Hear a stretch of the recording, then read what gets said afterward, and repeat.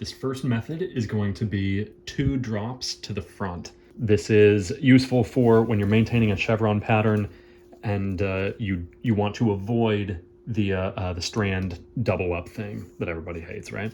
This dropping sequence will maintain the chevrons, but it will also make these 2 top seams are over 3s. So we're gonna go under 4 in the back and over 3 in the front on both sides. So it's basically going to pull up the side seams a little bit. So here's how you choose where to drop the strand.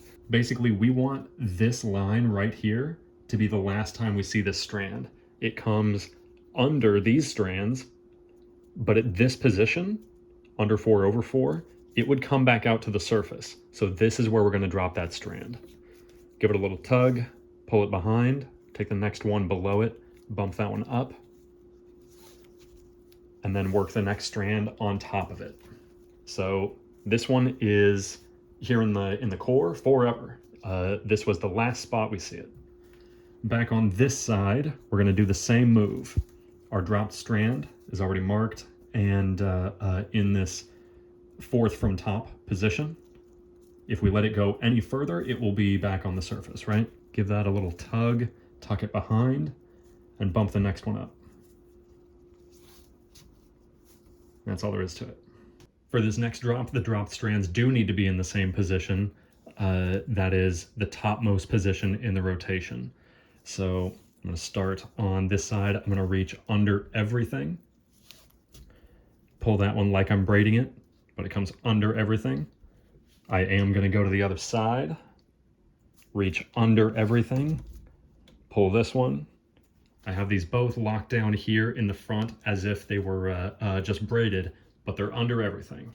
In the back, we can see that the herringbone pattern is not disturbed here, and the next strands will hide it pretty much entirely, as long as we're careful. So the first drop was 2 to the front, the second drop was 2 to the back. This drop is going to be 1 front, 1 back. The way we're gonna decide which is by looking at our V's here. So after we drop, one of these 2 seams will shrink. It's gonna turn from an over 3 into an over 2. Which side that is will determine whether the chevrons look right. The way to make sure the chevrons look right is to make the short side this side, the one that dives under the other side. So we can see here that this side of this V dives under that one. That means that this side is going to be our front drop. So this is our dropped strand and it's already in position.